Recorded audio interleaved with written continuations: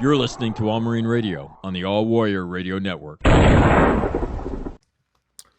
A very good Saturday to you. Mike McNamara here on All Marine Radio, and I'm joined this morning by my friend Tim Lynch. So, Timmy, good morning. How are you? I'm doing fine, Mac. Thanks for having me on. Always a How, pleasure. how are things in southeast Texas on the border? What's it can get hot there? Has it gotten hot? It's been 100 degrees here, so that's headed your way, I think. Oh So, yeah. what do you No, got? we were been having cool evenings, warm days. It'd be up in the 90s today. It was temperate last night. That won't last much longer. All right. Pretty soon it's gonna get up above 100 and stay there. It's like being in Kandahar. No kidding. Yeah. But Oh yeah. but you guys have humidity though, right? Kandahar, was it humid? No, Kandahar was not humid. Here the humidity depends on where the weather's coming from. If it's coming up, if the dominant weather pattern's coming up out of the deserts of Mexico, it's pretty dry.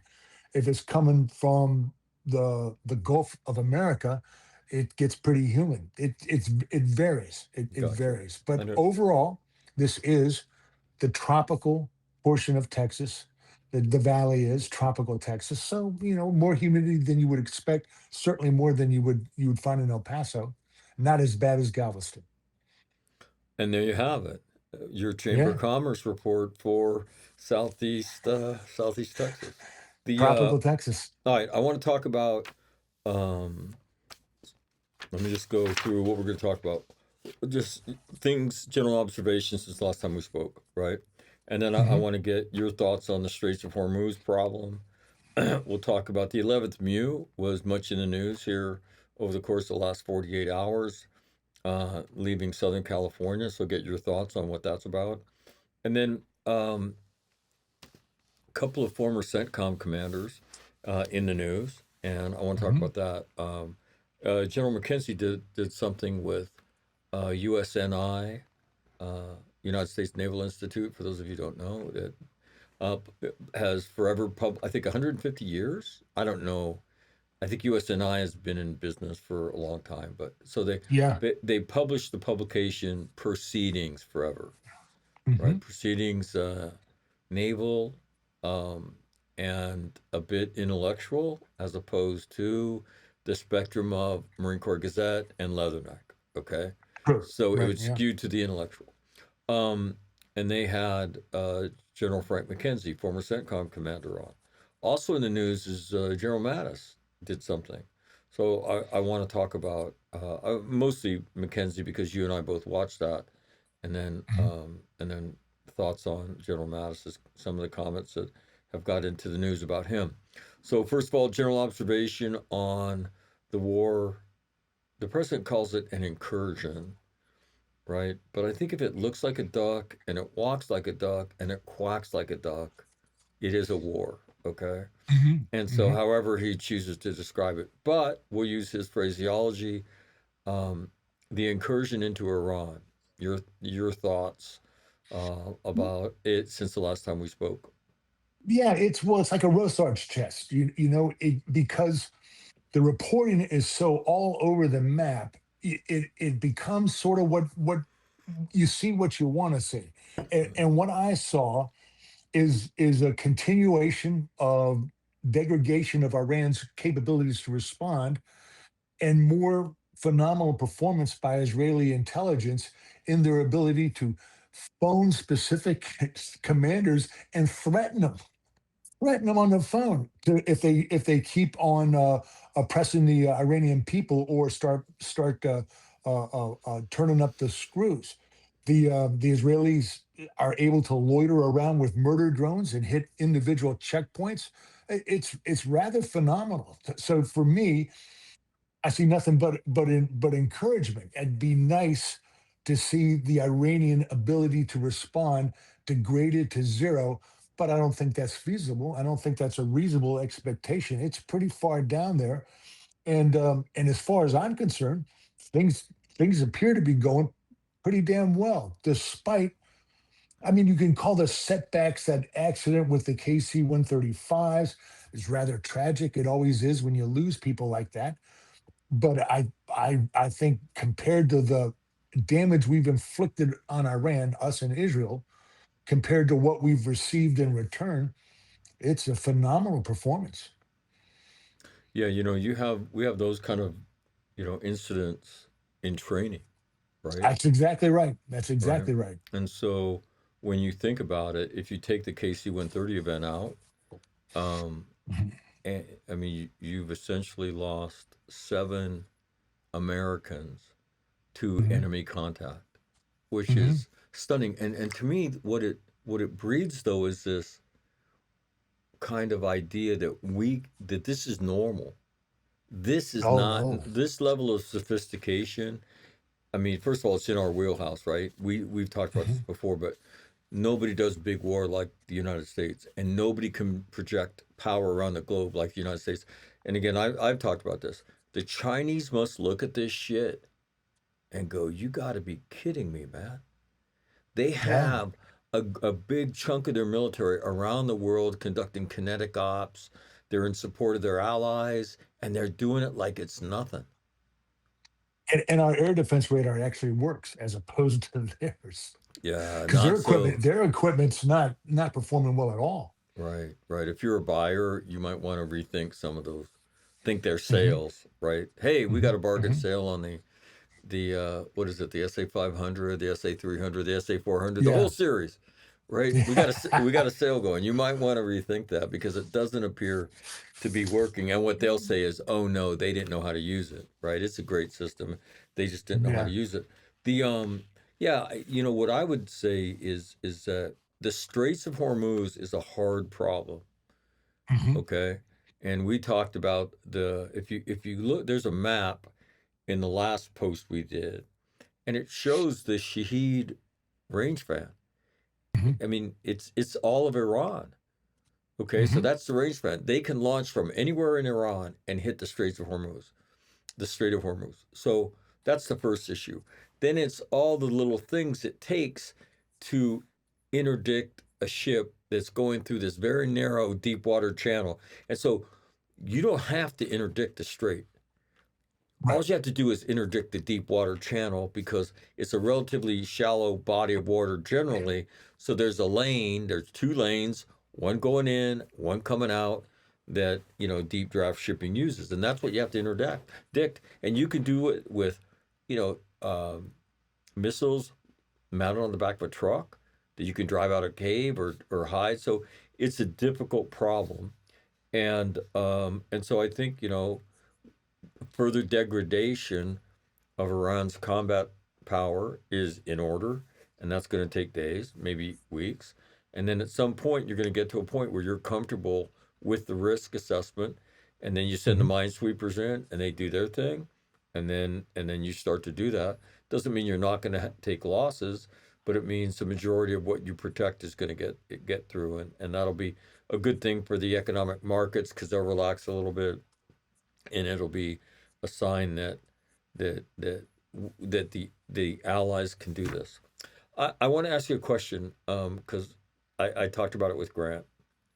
You're Japan. You're coming to the Hmm. United States. Big event to include a state dinner, and the choreography was such that you're going to do it on the eve of your visit to China. Hmm. All right. And again, if you believe that's a coincidence, then you're not paying attention. Right. Um, and then Grant said, Japan, every time we're together, wants to make sure that we will protect them with our nuclear weapons. And we say height, right? And also with our conventional forces. So that's what they want. We Hmm. want minesweepers in the Straits of Hormuz. When you look at the scale, right? The Japanese are an honorable people. How do they navigate that? They can't say no. If No. somebody's going to Uh-uh. protect you with their nuclear umbrella, right? The appropriate answer is, when do you need it, sir? How many would you like? Oh, yeah. Well, not only that, but they're the ones benefiting from the oil coming through the straits. We don't need that oil. Japan needs that oil desperately, as does China.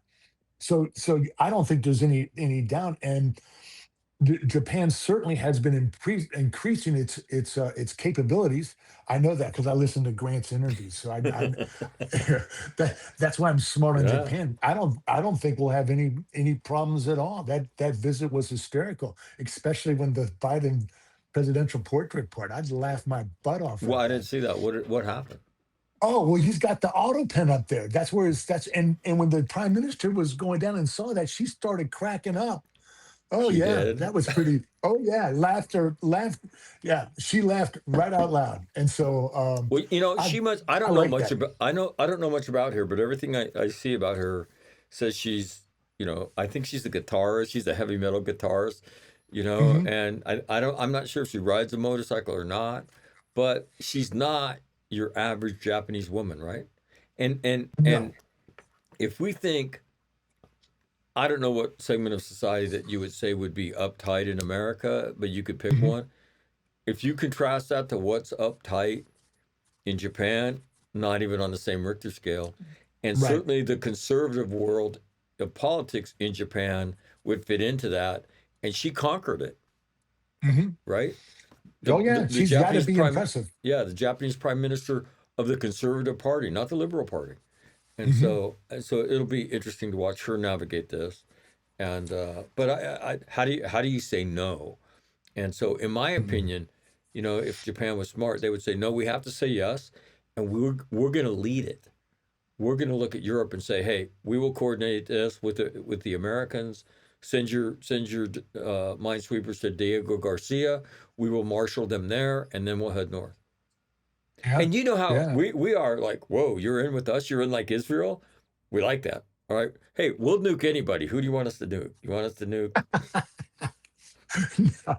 No, no, I no. don't. I mean, Japan's obviously a very close ally.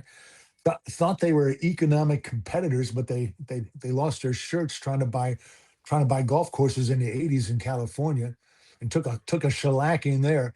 But no, I have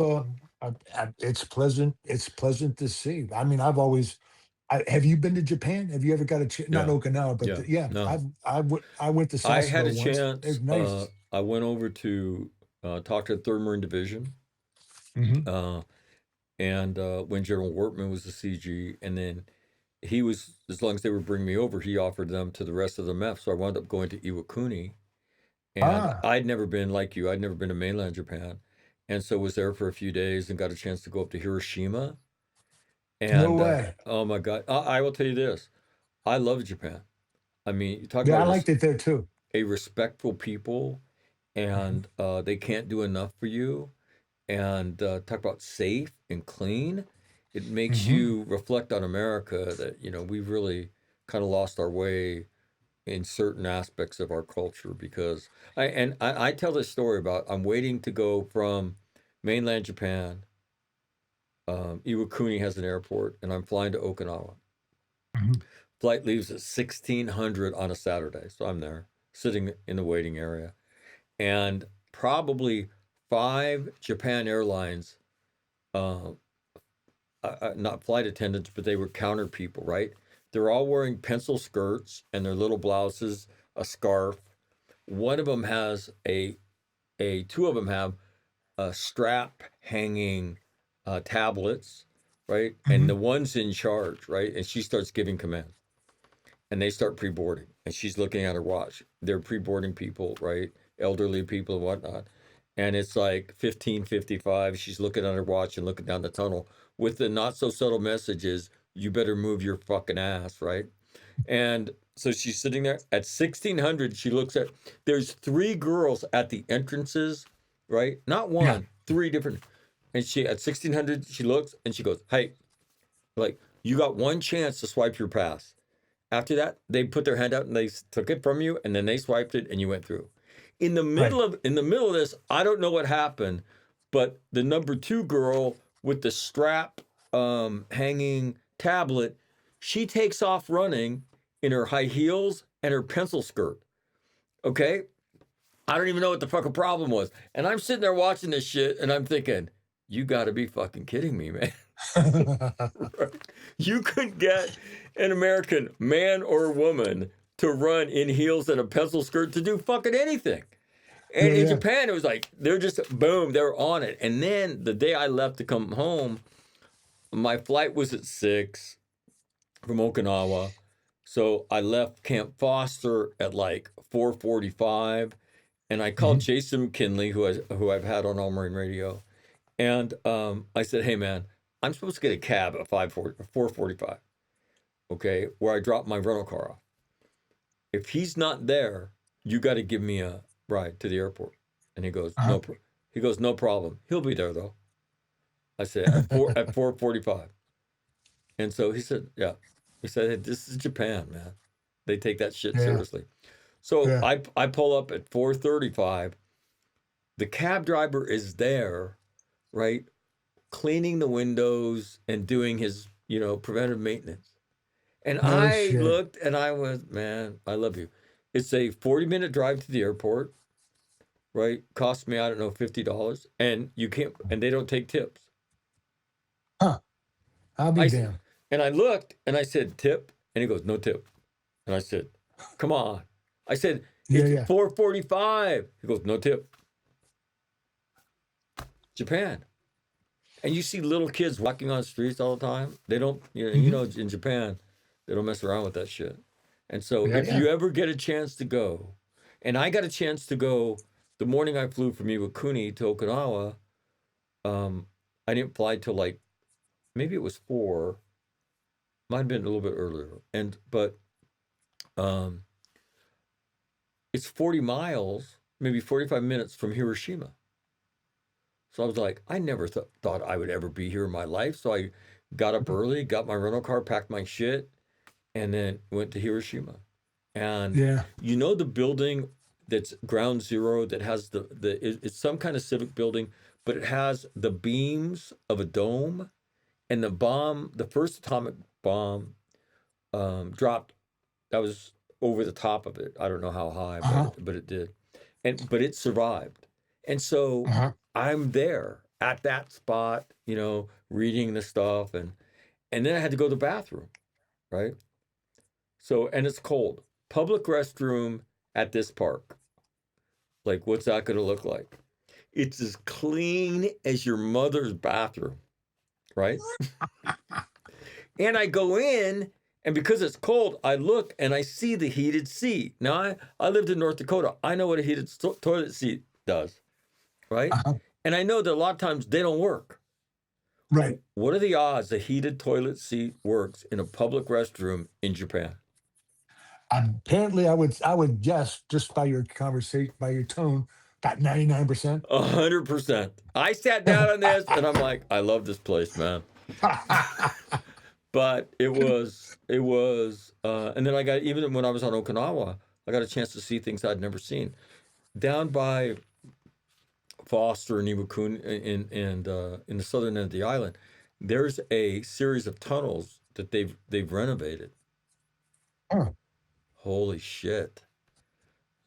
First aid station, radio room, Really? op center, right, and then different offices, and yeah, and you go down into the ground, and so I got a chance to see that, and so it was it was awesome. So And I spent all my spare time in Okinawa with Paul Kennedy looking for sugarloaf because he yeah, he had he was doing pretty good at the Japanese, and we could go into local bars and get free sake just by with his pigeon Japanese. really, And everybody, oh yeah, and we saw like three sugar loaves. Everybody had a different sugar loaf. right, Apparently, he told me he found it later when he was a general over there. I guess we never hit the right one. right. I thought we No, did. it Yeah, was yeah. So Japan, if you ever get a chance to go, I would tell anybody yeah, it's a wonderful, beautiful, and very different place because it's given the landmass. I mean, for instance, in the United States, all we do is expand laterally. right. Can't do that in Japan. So when they build an airport, they build it in the ocean. They reclaim the land either in Tokyo Bay, where I think Narita is, or off the Mm, coast on Okinawa. They're building another landing strip, and it's in the ocean. So they I'll be built, damned. yeah, they build it up out of it, and so it's just very creative ways to Mhm. use terrain and space, and they have to do it because there's nowhere else to go. Everything is used, so it's Yeah, it's yeah. it's interesting. Sasbo was a beautiful city. Can't play rugby though. Japanese not that good at rugby. Yeah, But we had an enjoyable port visit there. we had a good Yeah. time, right? Let's talk about Hmm. the 11th MEU. Um, so a month to get over there, right? Hmm. Um, and nobody said that CENTCOM requested them um, in terms of the things that I've read. Hmm. Headlines: Pentagon reportedly sending more warships and Marines to the Middle East. So um, it talks about the 11th MEU leaving, Marine Expeditionary Unit. This is from Fox.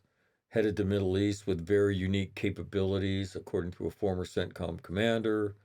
Another headline: U.S. speeds up deployment of thousands more Marines and sailors to the Middle East. So, give me your thoughts. If it takes a month to get there, is this a normal deployment? Just accelerated a little bit? What do you think?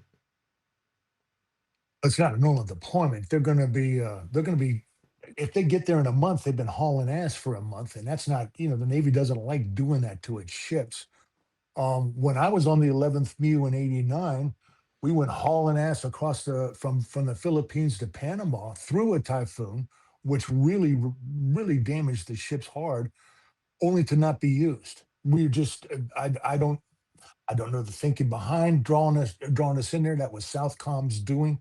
So who knows? I mean, if in fact they go bombing across the Pacific and Indian Oceans to get on station, they're going to take a beating on those ships, and they could very well end up not being used too. I mean, it seems to be that's the way these things work out. When the combatant commanders get a hot shooting war going, they suck up everything they can. If they are going to be used, um, that would, it would indicate that we've got some issues, and there's a lot of ways this thing could go. I prefer it go to the point where they're not being used in order to keep to battle over the Straits of Hormuz, but we'll have to see. Let me give you a couple thoughts. Let's just talk about a bit different scenarios. One, this is an accelerated departure of a normal deployment, Hmm. and we'd rather get them out in the area earlier for obvious reasons, and we're going to Hmm. announce it with great fanfare to just so we can play a little bit of psychological warfare. Hmm. Thoughts on that? Well, that'd be consistent with what we've seen so far from the Trump administration. The president, that's his strength, as we'll talk about when we talk about General McKenzie's interview. But that is one of our strong suits is that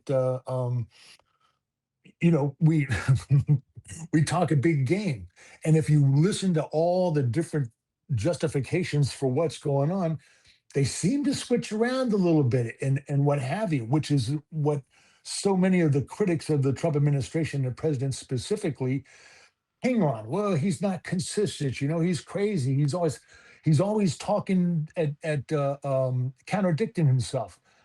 But the funny thing is that when you look at the results, they've consistently been in our favor, regardless of what you're looking at, be it Venezuela, be it Iran in last summer, be it Iran when we took out Soleimani during his first administration.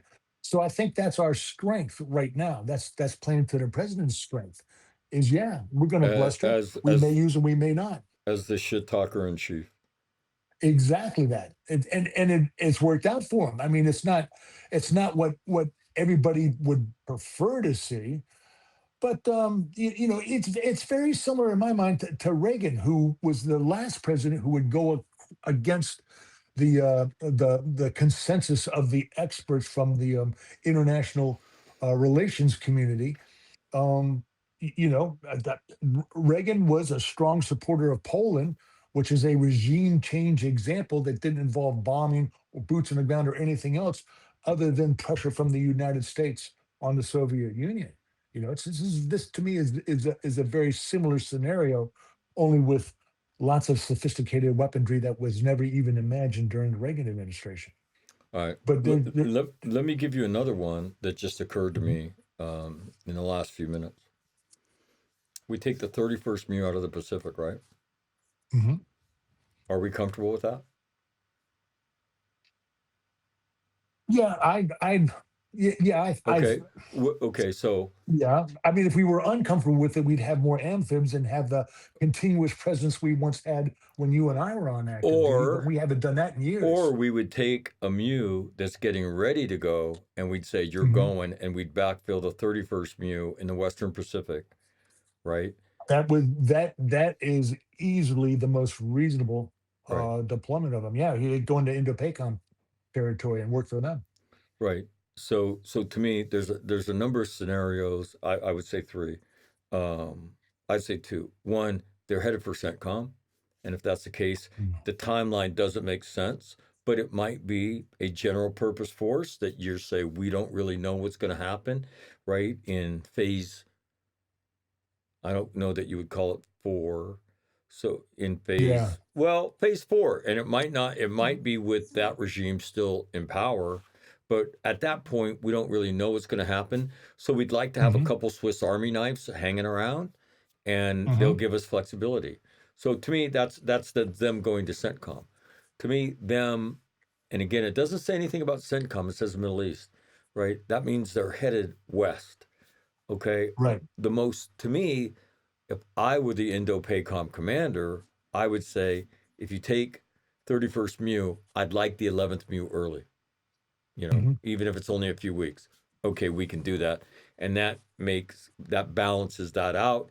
We can slot them down near the Philippines. So if you want them to move to the CENTCOM AO, maybe you want to flip flop the two MEUs. We can do that too, right? In a Hmm. relatively short period of time.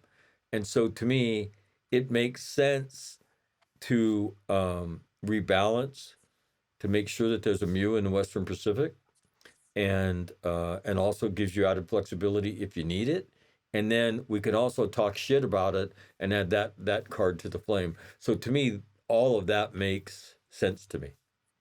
Yeah, yeah, you could. Or if they're lucky bastards, they could park them in Australia. That would be like that. That wouldn't be bad deal for them. Yeah. My son is there, and Is he? yeah, and but he hasn't been able to go out and live yet. He's the XO of a unit, and which tends to be a relatively busy job. Yeah. And Yeah. Yeah. Yeah. I told him, I said, hey, the upside of being the XO in Australia is that when you have to deal with the police, you'll speak the same language. And he said, Uh, thanks, Dad. The XO is normally the guy who handles when Marines get in trouble and yeah. Yeah. out in town and the police get involved. The XO normally is that guy. I said, so John, you have that to look forward to. So Yeah, man. Well, we 11th me. We pulled into Fremantle and spent some time on the western side of Australia. I don't recall anybody getting in trouble. I mean, it was you have to work really, at it to get in trouble there. Yeah. well, and Australia has a history of liking Marines. So Yeah. Yeah. let's talk about General McKenzie. Now, I don't know him, right? I Hmm. know a lot of people that know him. I don't. Do you know him personally? No, no, I do not. Okay. I'm I when I was at SOTG, we were doing MUXs. He was a battalion commander on one of them. But I mean, that's my. I don't know. It doesn't mean I know him. I would recognize him if I saw him on a ship. You know what I mean? Got it. So that was as much as I work as I've done with him. Got it. So he did an interview with the USNI, U.S. Naval Institute, and I thought it was very good because, and I'll just give you a little bit of a spectrum of this kind of stuff. A couple weeks ago, I reached out to a former head of CENTCOM Mhm. who I hold in great uh, regard, and asked him, would you be willing to come on and talk and explain? And he said no. He said, while there are um, people in harm's way, I don't do that stuff. And Yeah. to me, I thought, That was good. And when you do this as a retired general officer, flag officer, explaining, in my opinion, is what you do, Right. right? You keep your political opinions to yourself, yada yada yada. So, um, and on the spectrum of that, um, you see a guy like Jack Keane is on all the time, and he gives his political opinion, Hmm. right? Hmm. Um, that's pretty unique, though, and he's very polished at it, I would say, and measured. General McKenzie, um, I was interested to see what he would say, right? And so in the prelude, as in his opening comments, and then I'm going to take us through and just get your thoughts on things he said. He said, "Look, this is a long-standing war plan, okay? And our biggest concern," he said, "when I was there, was Iran's ability to volley fire ballistic missiles and our ability to intercept them." He Hmm. said the other um, long pole in the tent was gaining air supremacy, because the difference between superiority and supremacy is supremacy would allow our non fifth generation aircraft to begin to participate, right? The F 18s, the A-10s, and different aviation platforms that you see over there. And what that did was, if we can use them, we're using cheaper ordnance, right? Which allows us to Oh do yeah. this, right, fiscally responsibly. He also said he thought Iran made a mistake when they made their ballistic missiles fixed and deep in the ground. Right. He said because he said when they're mobile, he said they're very difficult to track. When they went deep, they made the job of targeting easier. And so that was another point he made. Then he talked about drones. He said, Iran is very practiced and very good. He said, but Ukraine has gone by them, and now we've gone by them. Okay. They were first with their Shahed drone, right? Hmm. But Ukraine figured that out. And now there's Ukrainian, military guys in the Middle East supporting different places like Qatar, UAE with their intercepts. Hmm. He also talked about the Iranian Navy. He said there's two Iranian navies. There's the IRGC Navy, which tends to be those small boats and some ships doing what the IRGC does. And then there's the Iranian Navy writ large, which is the historical institution that mans most of their larger vessels.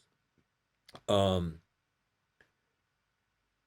and then he concluded his opening kind of soliloquy with, he said, look, if I was a CG, based on what I see, he said, I don't see anything on the high side, which is classified.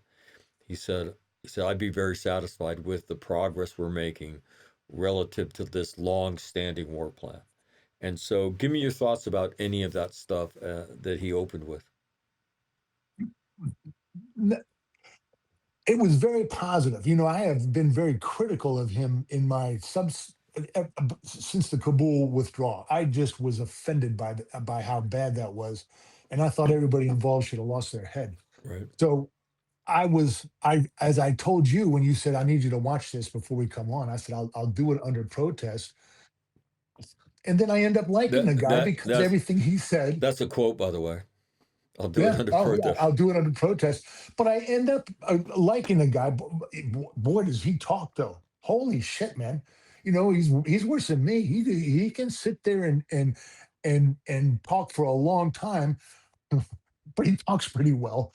I think everything he said was reasonable, and I did not realize this is one of the things that he was talking about was under his when he had CENTCOM, they bought the Israelis into CENTCOM, taking them away from UCOM and integrating their capabilities into CENTCOM, which he says is critical to the success that we've seen in there. I had no idea that was the case, that they had integrated the Israelis into CENTCOM itself. And I think particularly given how much how much heat he's taken from this administration and the current Secretary of War, who singled him out by name at that big generals confab as being exactly the kind of general we're not going to have any longer. I think he was very professional in his assessment and talking to the strengths of what was going on. He said nothing negative about Trump personally, about the war effort. Everything he said, um,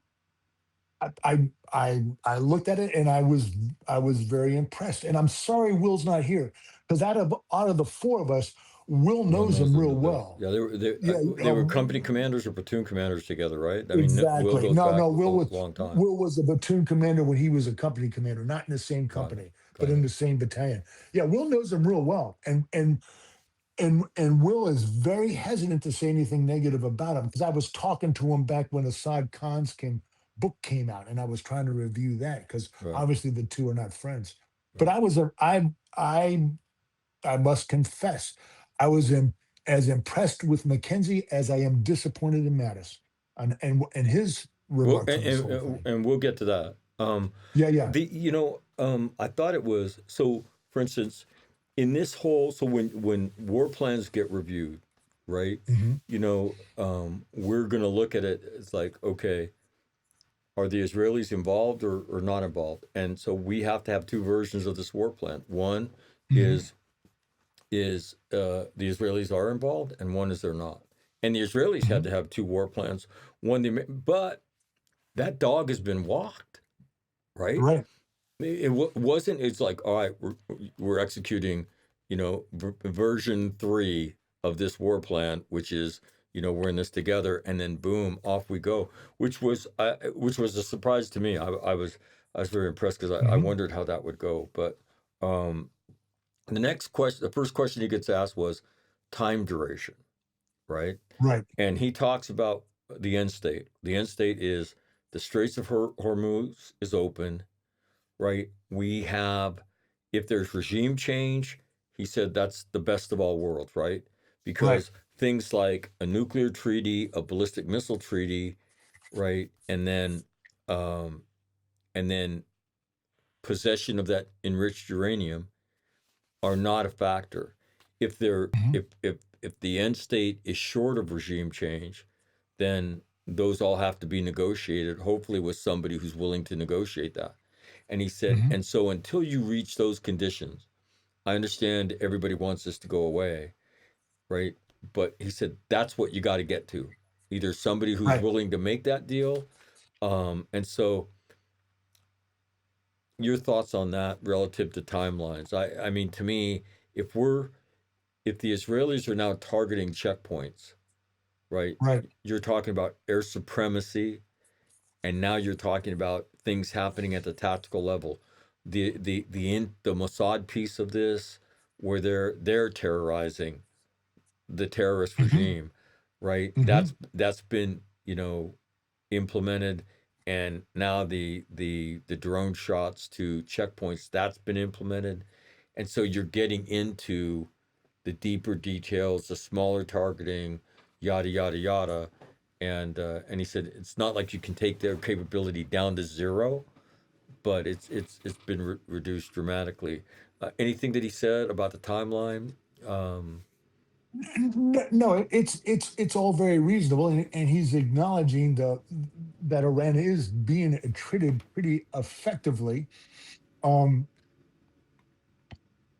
I'm still liking the Carg Island seizure thing to really put the screws to him because I think that would help us in suppressing in the suppression of any traffic going through the Straits of Hormuz.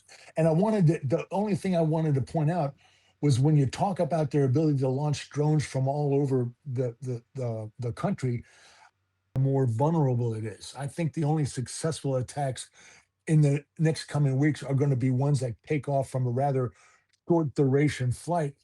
And I it seems to me from the outside looking in that we're addressing that pretty effectively, particularly when you got A-10s and freaking Apaches out there who are pretty good at flying down and because they're comparable in speed to their drones. They're pretty good at that targeting drone stuff. So I was everything he said made me feel better about what we're doing, Okay, in which terms of again was time, a and surprise. he did not offer a timeline. He said He did not. No. it has to be, these things have to happen when they happen, and he said, look, it'll be the continued degradation of their military capabilities and whatnot, and I think you're absolutely right, Eh, because look, here's what he talked in terms of air supremacy. He talked about three platforms. He mhm, talked about the F-18, right? mhm. Non-fifth generation fighter. Um, and I think the F-15 too, right? Non-fifth generation Right, fighter. right, And then he talked about the A-10, and he talked about the E2 platform. Now, right. the E2 platform is the carrier-based version of the AWACS. So when you get Mhm. to the air supremacy phase, you have AWACS flying around, right? And the Navy version, the E2, which means everything that comes off the deck in Iran is going to populate on every radar screen that's looking, That's right. right? And everything that It's gets it's a hell of a shot, network. right? Everything that gets shot is going to get tracked. And so to me, once you get to that level of um, ability to operate freely over somebody else's nation, it gets so much harder for anybody trying to do anything. And that's why your point about the short flight is Mhm. important, because the long flight stuff will get knocked down. Oh yeah, I don't want to say yeah. easily, because it's never easy, but certainly it's easier to do than the short flight stuff. And the analogy that you're hearing from the foreign policy experts, the people who are the most negative about this, is that Iran's running a marathon and we're running a sprint. I don't agree with that. We can keep this up for a long, long time. I mean, granted, you're going to have to. At some point, you got to give the Navy ships some relief.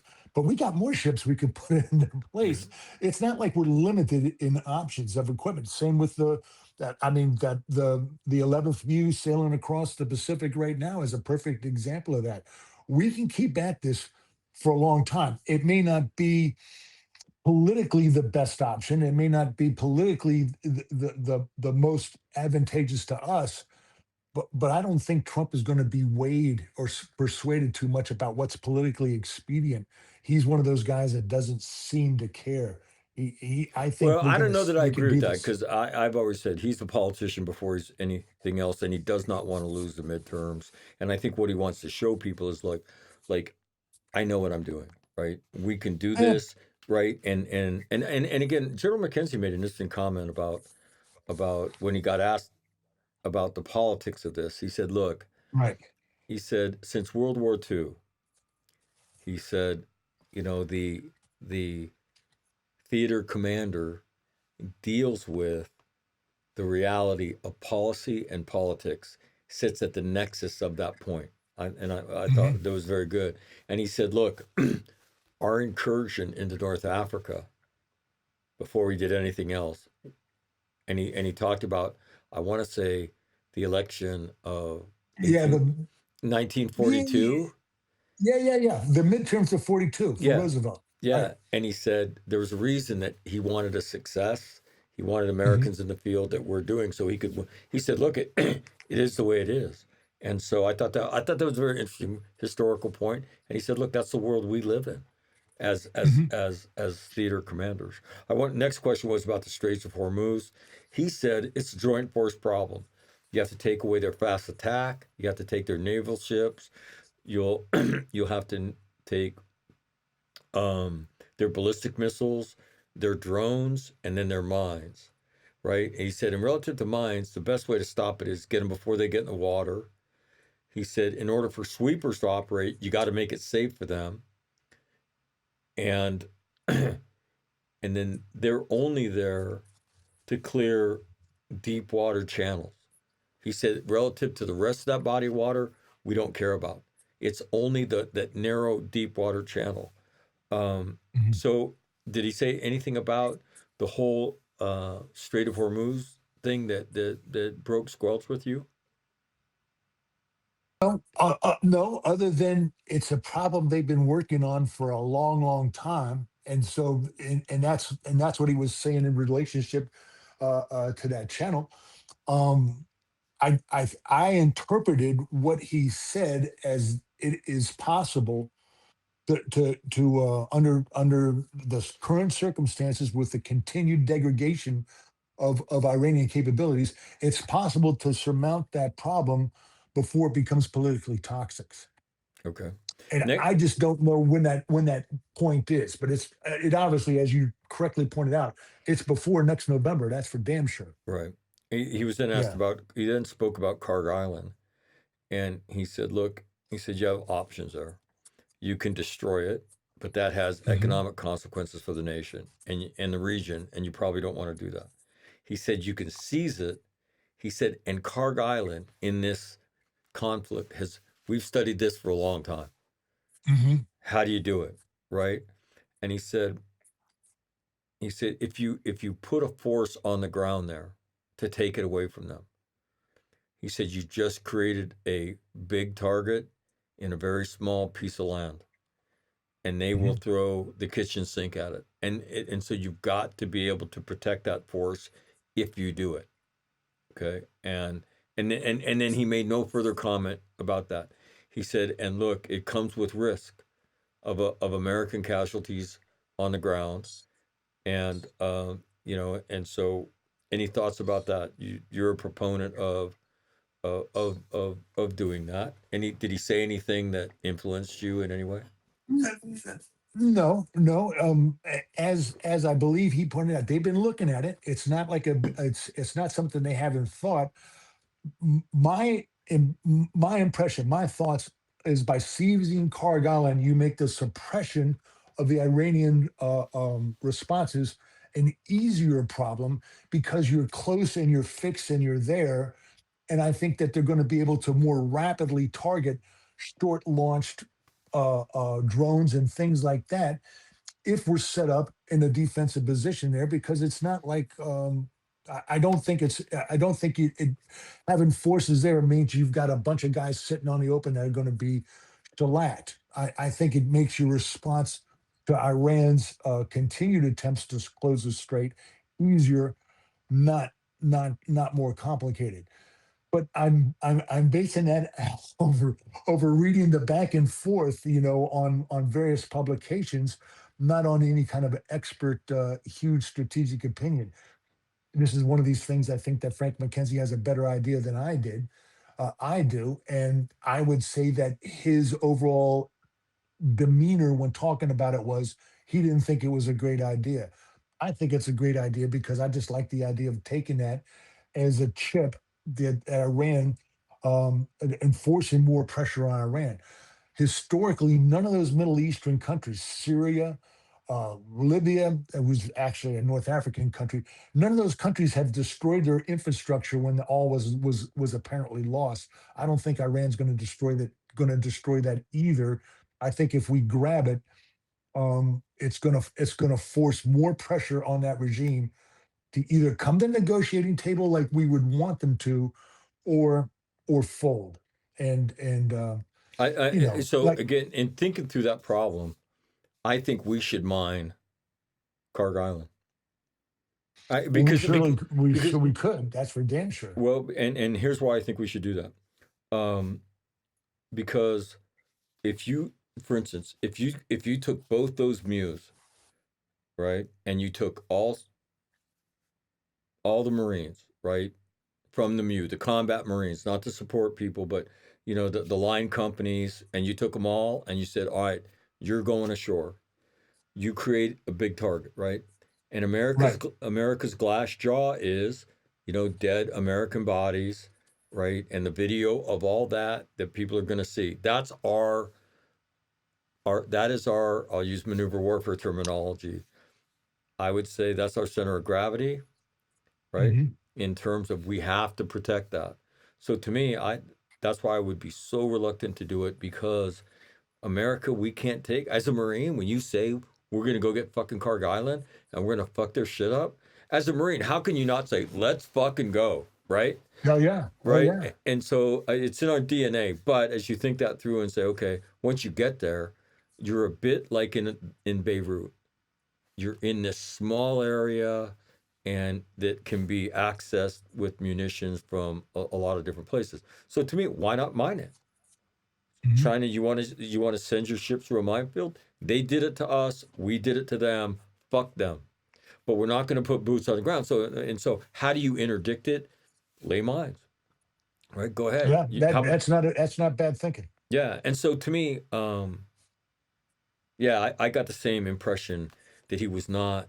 It is a hard problem. They thought about it a lot. So I just mine it. He was then asked about the end state, right? And he talked about having uh, uh, there had to be stability and a presence there. So the Navy commitment had to be to ISR, to and again that implies the E2 aircraft Mhm. flying off carriers, and it also implies the AWACS that you're going to have perfect knowledge. And he talked about the no-fly zone in northern Iraq. What do we call that? Operation Northern Shield, I think it Northern Shield, was. right? And so we Yeah. we were Yeah. we were taking food in there, but there was a no-fly zone, and Right. and we controlled it. He talked about that, and then he said, yeah, you'll have to keep a maintenance, mine-sweeping presence in the region, unless the regime is toppled. Any thoughts on that, Timmy? In terms of that I mean, we can do Yeah. that forever, Yeah. right? That's exactly right. That we can do that for as long as we need to. And but the one thing about that regime is that they're running out of money. They've got no ability to generate cash to pay their people. And I think that that's their glass jaw, because it's one of those regimes where it's got tons of henchmen to put the screws to the civilian population, but when the henchmen don't get paid, they're like Afghans. They're not. They're going to stop. They're not going to do shit. Well, in addition Um, to when they're not getting paid and they're getting blowed up at their checkpoints oh yeah. Oh and they're yeah. getting That's called. yeah. And Yeah. So yeah, which is a good reason to be minding of shutting down their ability to generate any funds whatsoever from right, Cargill. right. I'm with you on that one because I think the time is favoring us right now because we're scrapping GPS units on dumb bombs and dropping those in precision manner, so we don't have to drop all of our real expensive stuff. As General McKenzie correctly pointed out, we can do this for a long goddamn time, and we don't have to get. And we also have airfields in the Gulf states that we can use. We don't have to be too damn close with the carriers. We can put the Navy planes there. Right. So I And, and I and think and and we have mines that are air deliverable, and I mean it's not we like we sure have to. we damn sure do. Right, right, Yeah, right. All yeah, right. yeah. We damn sure we can do that shit pretty well. We're pretty tricky at that crap. The next question Yeah. was regime change. Was it feasible? And he said it was hard to see, right, the path Hmm. to that. Right. And then he said, but he said it's kind of like going bankrupt. And then he quoted Hemingway, right? How did you go Hmm. bankrupt? Well, very gradually, then very suddenly, right? And he Yeah. said, Exactly. when you see regimes, get overthrown, that's kind of how it happened. And I think he spoke Mhm. about Syria. He did. He said we didn't see that happening as fast as it did, but it did. And he said, Hmm. so it's hard to see. But then he talked about, look, if there's a variation of the regime, um, he said there's a phrase that the IRGC uses, and it's called drinking from the poison chalice. Hmm. And he said they're going to have to do that, and that's going to include a nuke deal, a ballistic missile deal, a a Strait of Hormuz deal, and a long-term ISR deal where they understand that we'll fly over their airspace and there's nothing they can do about it. Yeah, And and they're not killing the civilians deal. and then Yeah. and then the other thing he said in this portion of the interview was he said, look, he said the only reason this is possible is because we have a president who's not afraid of Iran. Hmm. And what's Exactly. interesting is you can go back to Donald Trump in like 1980 something, right? And he's a young Right. dude. And you Right. see him asked about Iran, and he says that a lot of the same things he says today. That's So right. it's not Yeah, like he does. he's affected this, but he says, look, he said whether it was Democrat presidents or Republican presidents, none of them were willing to go here. He said President Trump is, and Yeah, he has not been effectively deterred by Iran, and that's Iran exactly the effective. words he used. Yeah, Right. I wrote him down. He said Iran deterred every other American president, and what makes this period different right now is the guy who's the commander in chief, which was to me a bit of a surprise. And he said, Yeah. so your Because thoughts on Trump, because your thoughts on the regime change piece, and then what he said. I, I, I think regime change is certainly possible. I think given as the further we go down this road, the more probable it becomes. But it's not a prerequisite for declaring victory over what we've done. Israel said it doesn't matter to them whether it's as long as they get what they need from the regime, then they're fine with that. I think that will ultimately might have to suffice for us too, but you don't know. I mean, you just don't know. The longer those guys don't get paid, the more that their checkpoints get blown up, the more intimidating phone calls they get from the Mossad, the better our chances Well, are. you know what, Timmy, and as you were talking, I just thought, you know what, the Mossad has a much longer view than we do. They, in They my do. opinion, and the Israelis, they would see that as phase two. Phase one is the kinetic piece, right? Hmm. Maybe one alpha one alpha is the kinetics. One Bravo is now we're going to target tactically and the phone calls that the Mossad will make. Hmm. Phase two is we have a deal, but we're not stopping.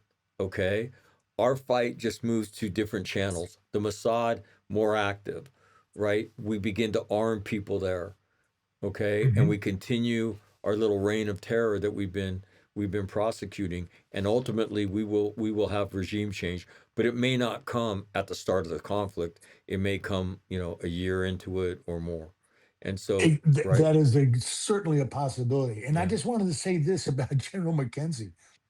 Given the amount of shit he's taken from the Trump administration, personally, right. directed at him, remarkably even-handed assessment, and now I feel like an asshole for piling on him in my Substack, sort of, Well, because no, I and was impressed. I was impressed by what he said. that's always the great challenge, right? And the Mhm. great challenge, and you see the spectrum. Um, the general officer I spoke to said, "Yeah, I won't do that while there are people in harm's way. I won't Mhm. give my opinion." You see McKenzie being an explainer and staying away from Right, politics, and then right. we'll get to General Mattis's comments here in a few minutes. He was then asked about humanitarian assistance, Hmm. and he was very blunt. We need to stay out of that lane, That's right. right? Hmm. Period. And that's all he said, right? And somebody else can do that stuff. Again, we've had bad experiences.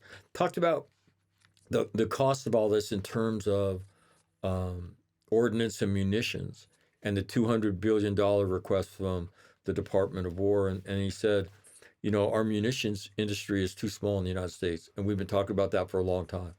Okay, Hmm. and this administration seems like they're on board with creating the economic circumstances where the companies can be viable with larger operations, because we desperately need that. But then he spoke of air supremacy, and I'm not an air war guy, but it's a technical term, right? Air supremacy lets you go to gravity bombs quickly and away from, for instance, it's like the Navy. When the Navy has to be in standoff mode, that is Hmm. their ballistic missiles, and those are expensive.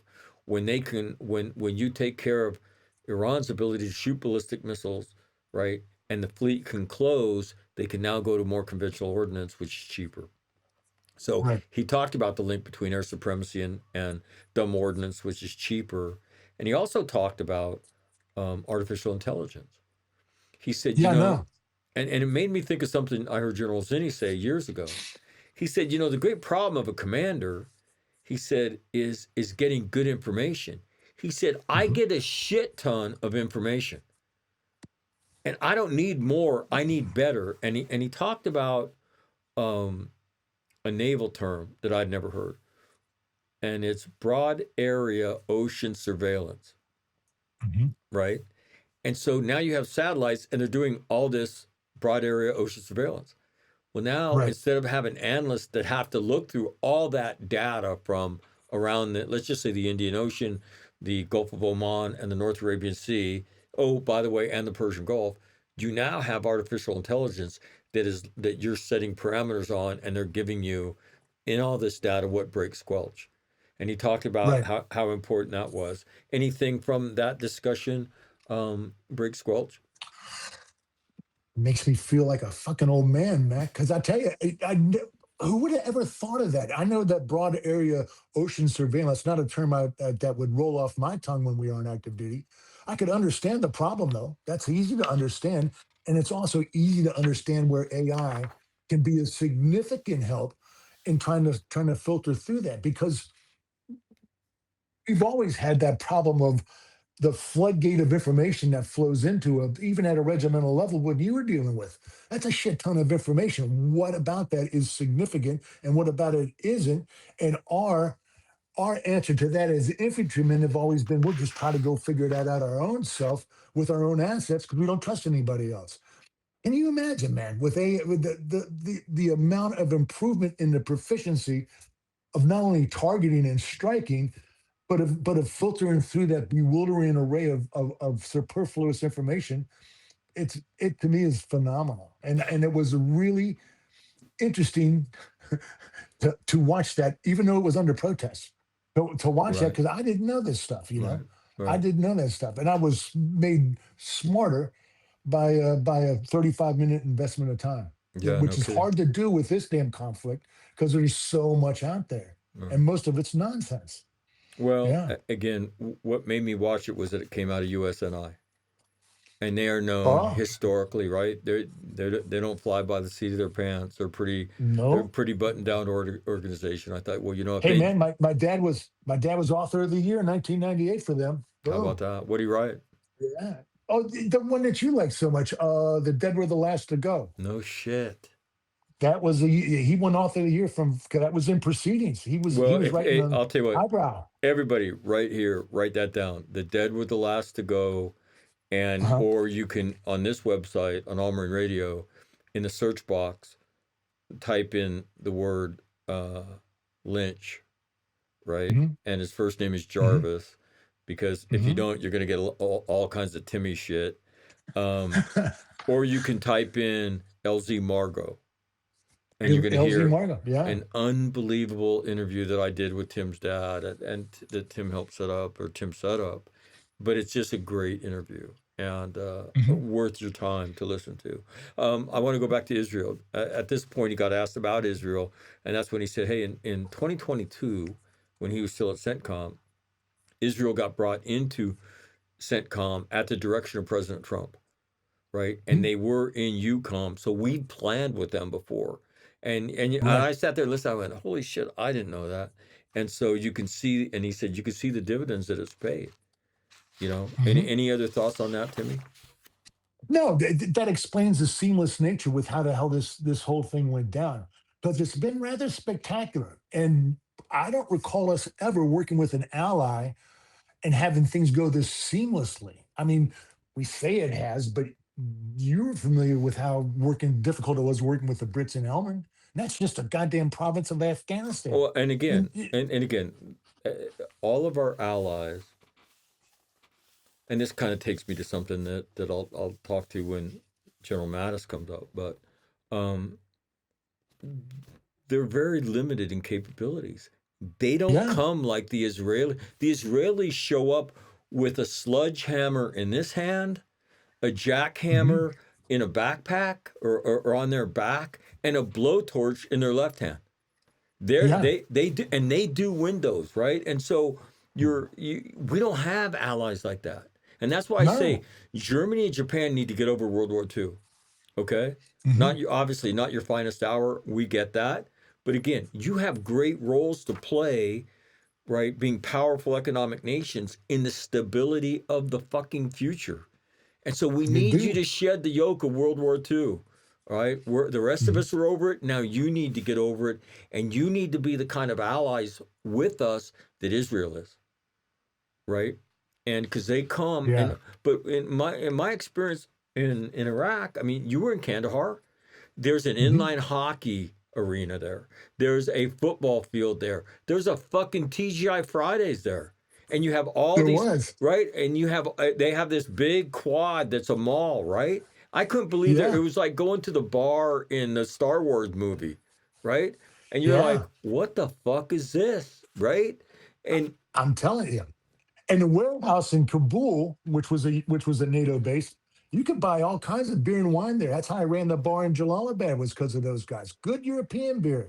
and They so were not really there our to work hard. allies were not there so much to fight. They were there as part of this bullshit coalition of the willing. And then our responsibility was to put them in areas where nothing was going on so they wouldn't die. Okay. And and so it and give was, them extra pay and it, finance them and pay for them. and it was a Yeah, whole bullshit kabuki dance. They it weren't there to, was. they weren't there to fight. And so, Yeah, and so when General Mattis says, we've offended our allies, we can't do anything without our allies.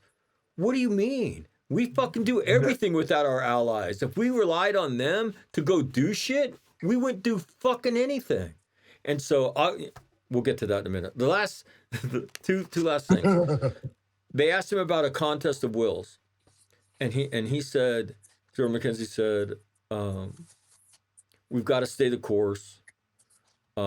He said the Straits of Hormuz is a political problem because it impacts the world economically.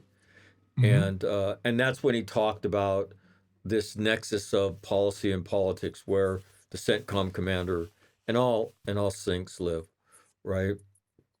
And he said it hasn't changed in World War II, and that's when he made the FDR point about, hey, whether you like it or not, the politics is a reality, and so this contest of wills exists in, again, war is politics by other means.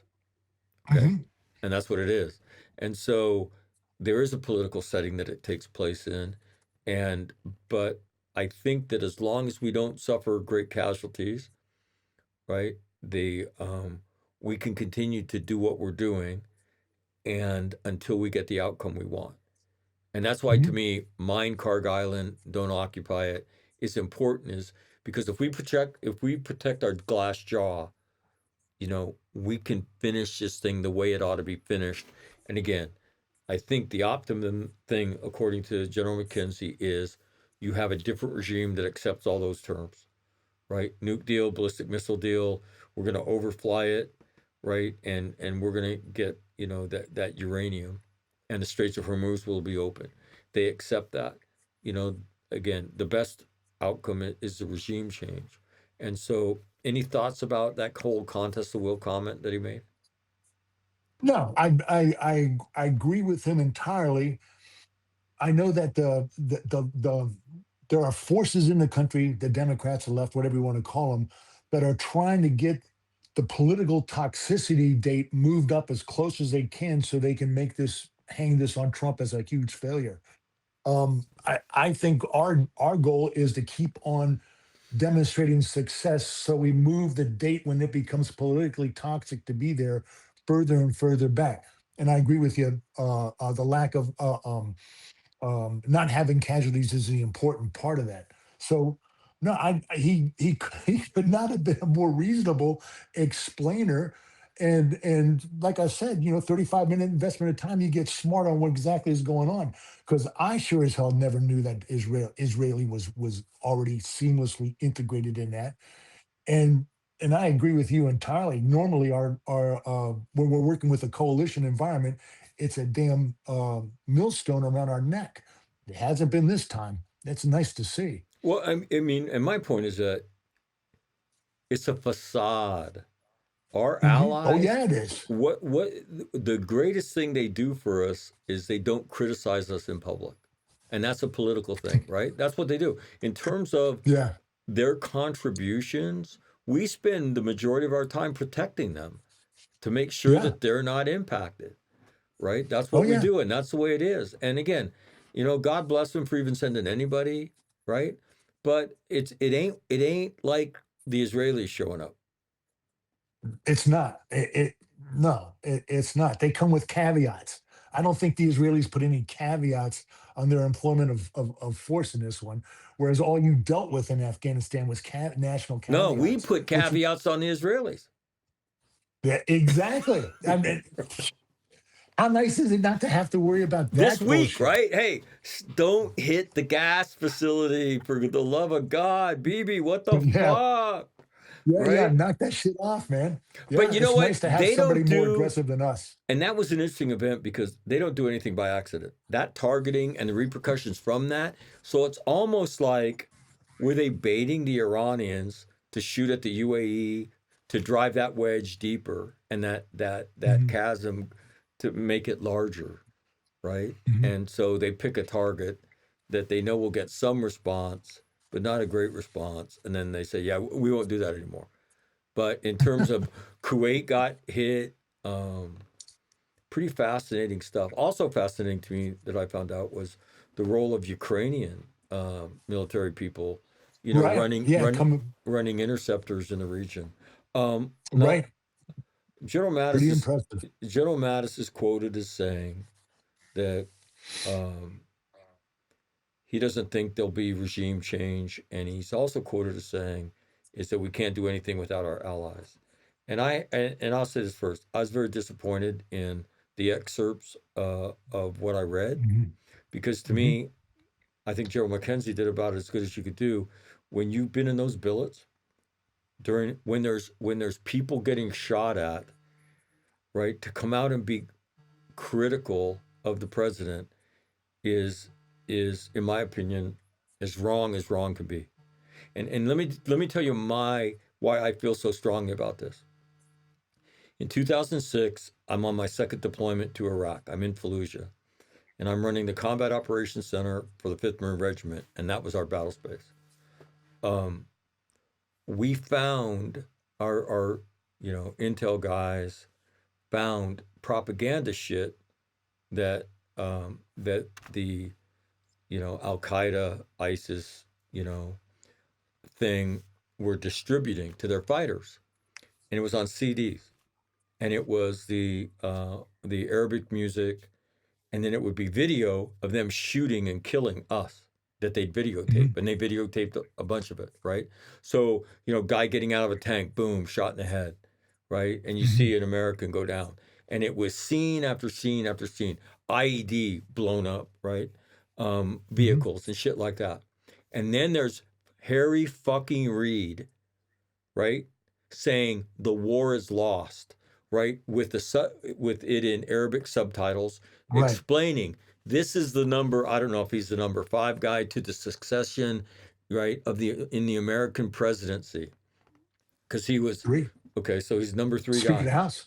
right? Yeah. No, no, no, no. He was the majority Oh, leader in the Senate. He's a Senate. Senate majority. Yeah, I'm sorry. Yeah, about five. You're right. Okay, and um, so they explain, and so those kind of statements get used to as propaganda pieces so that they'll kill us, right?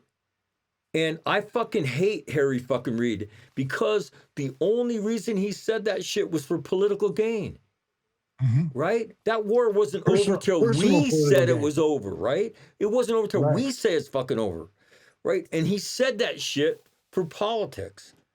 When Mhm, motherfucking Marines are in the field, soldiers in the field, sailors in the field, airmen are in the field, and they're fucking getting killed.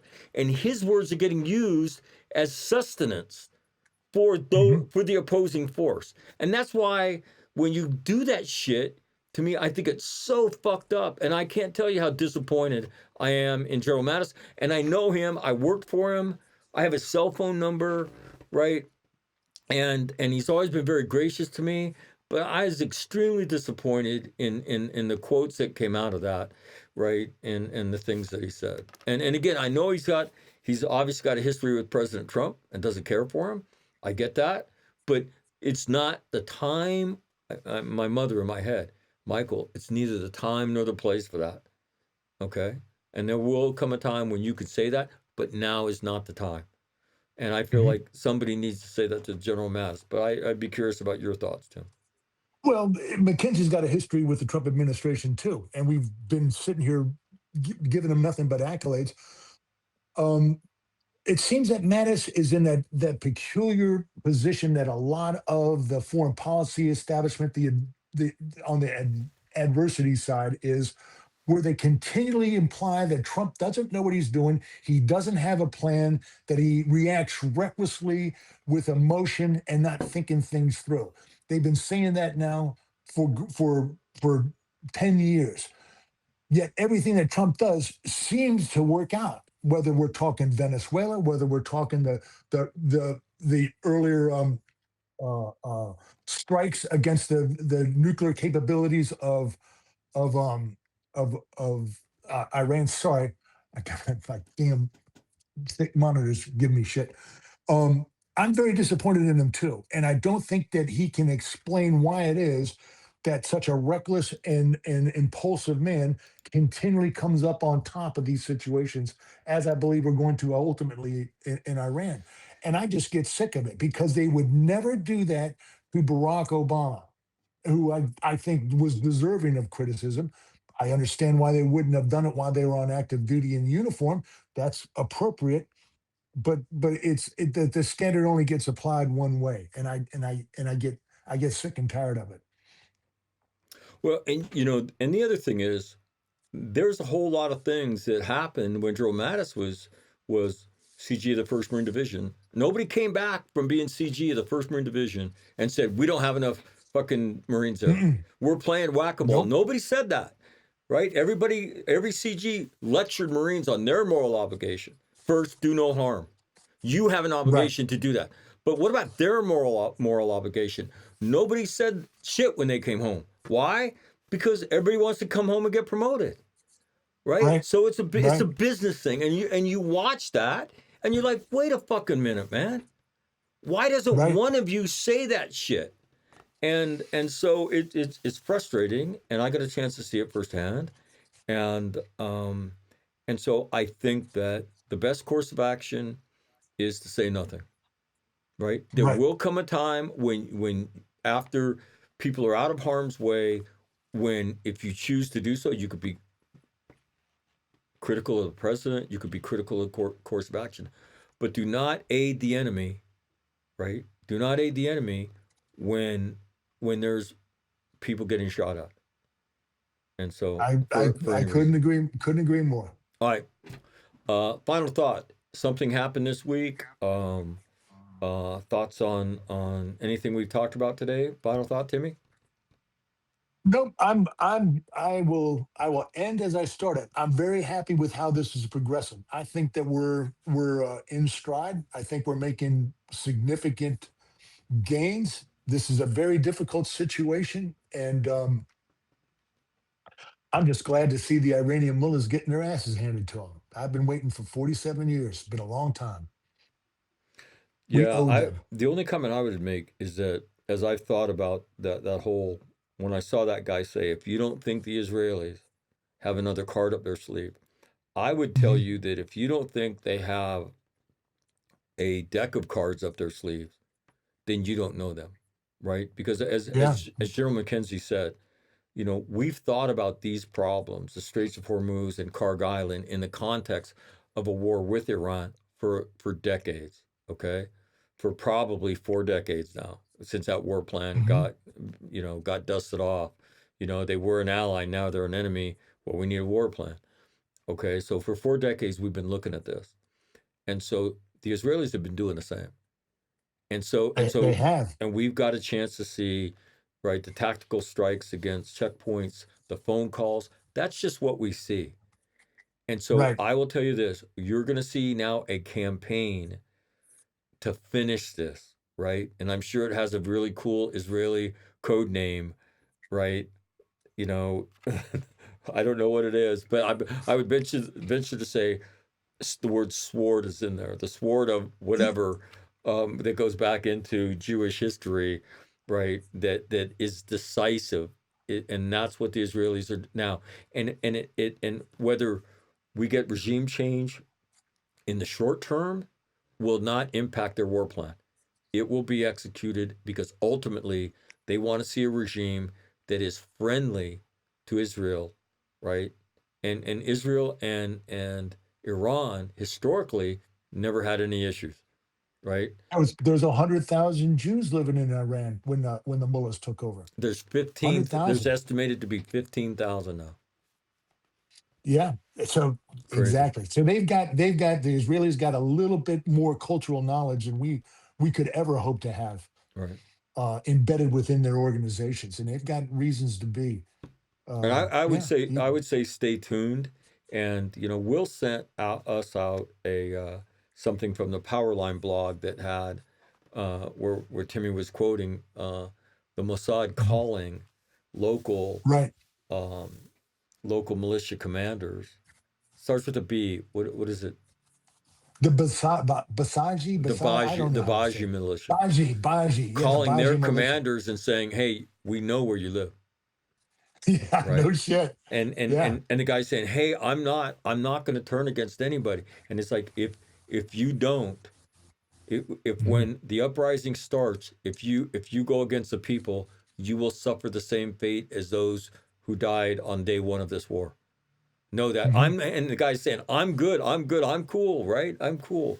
You know, but to me, that's just another step. The Israelis will continue that and continue that until they get the regime change that they want. And I believe that in my heart Yeah, of hearts now. So I anyway, do too. I do too. all right. All right. And again, um, if you can't explain stuff without being critical during time of war and you're a military guy, you're a retired military guy, okay, then you need to go on a vacation. You need to go on a Yeah, vacation. I hereby uh, issue my formal apology to General McKenzie for shit talking him about the Kabul thing. Although Well, I no, don't take it all back.